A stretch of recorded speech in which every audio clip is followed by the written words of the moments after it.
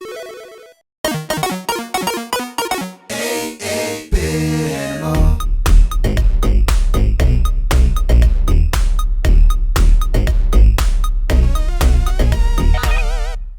you doing, good people? This is the 8-Bit Animal, and I got a little story to tell. So pony on up to your TV or your screen, whatever you're looking at me on, and lean in real close. Let's talk about Strider. Now, the arcade and home ports of Strider were produced in tandem. They were both developed simultaneously. There was also a manga. That manga got released on time in 1988. Now, the home port got delayed to 1989. The home port and the manga coincided storyline-wise. The home port was supposed to tell a bit more of that story that's being told in the manga. And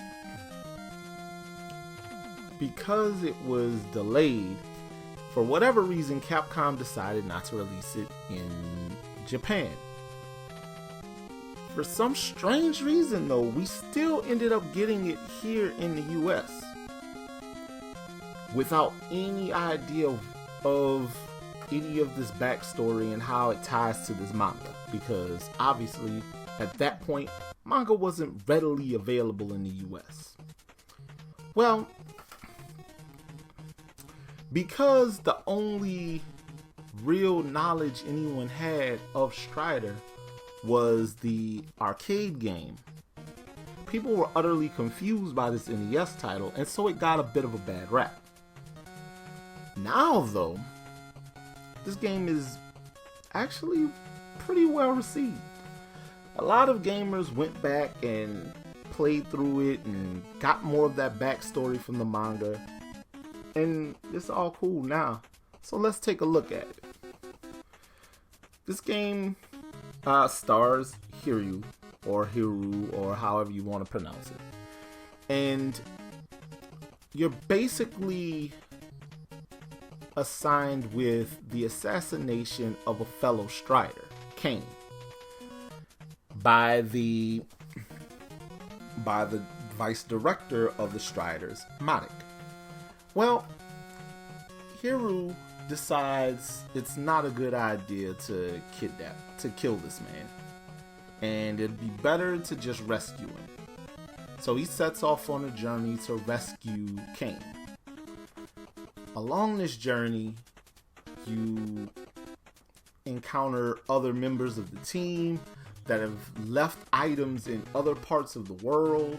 So there are 3 different types of boots: magnetic boots that allow you to walk on walls, aqua boots that allow you to walk on water, and attack boots that give your slide attack power. There are numerous files that are located around the game world that give you more information, weapons, power-ups, things of this nature.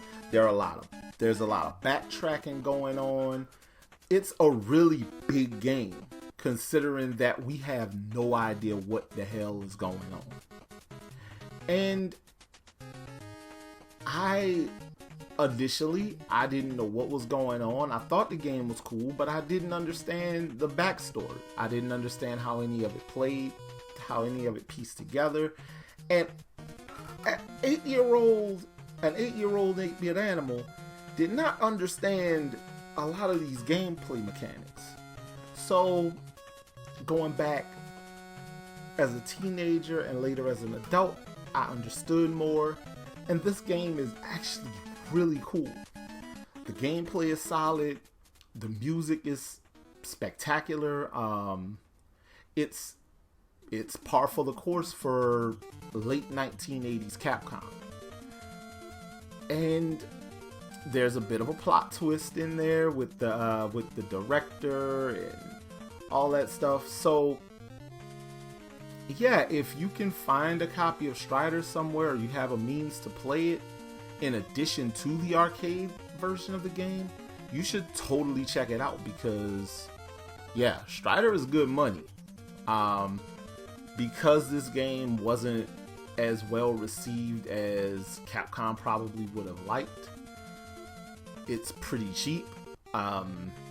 If you're feeling extra adventurous and you have a Game Boy Advance or a way to play Game Boy Advance games on your TV, a la a Retron 5 or a Game Boy player for the GameCube, you should totally do that as well, because you should seek it out in that platform as well, because Capcom Classics Mini Mix has the NES version of Strider available on it.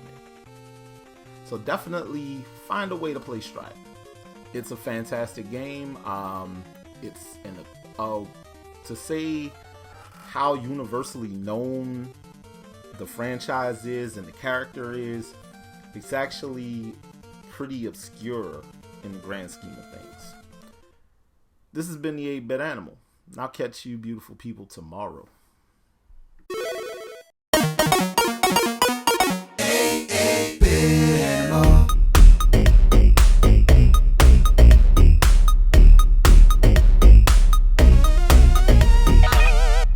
Tomorrow, Namco did a really weird thing with a really violent game, and it's kind of awesome.